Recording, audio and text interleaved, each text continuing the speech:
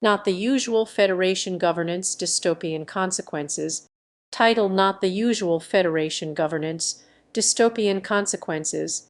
In the realm of science fiction, the concept of a dystopian future is often explored through the lens of a totalitarian government.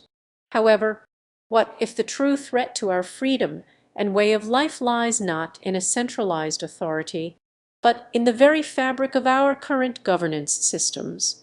The idea of a federation, where power is distributed among various entities, may seem like a utopian solution, but what if it's actually a recipe for disaster? In a typical federation, power is divided among different levels of government, with each entity having a degree of autonomy.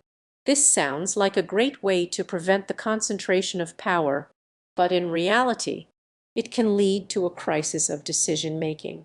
When multiple entities are competing for power and resources, it's not uncommon for them to engage in a game of cat and mouse, where the ultimate goal is not the well-being of the people, but the advancement of their own interests.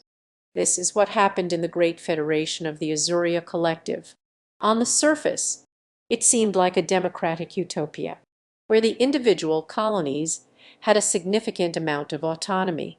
However, as time went on, it became apparent that the Federation's true purpose was not to serve the people, but to serve the interests of the technocratic elite.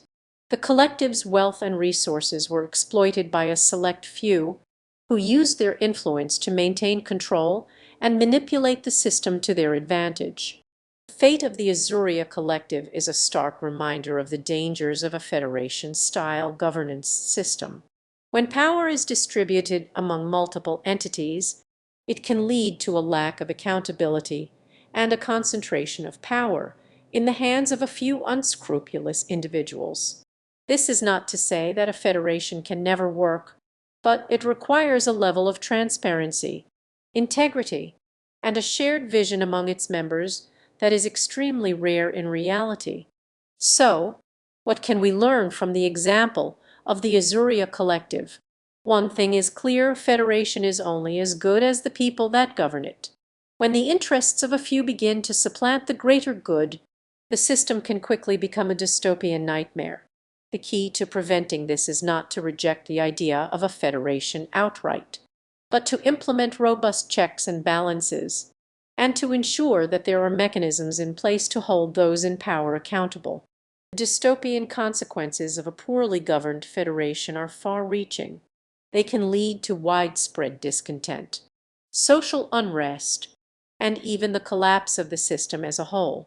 In the case of the Azuria Collective, the outcomes were catastrophic.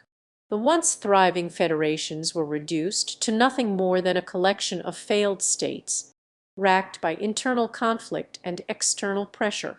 It's a stark reminder that when power is distributed among multiple entities, accountability and transparency must be paramount.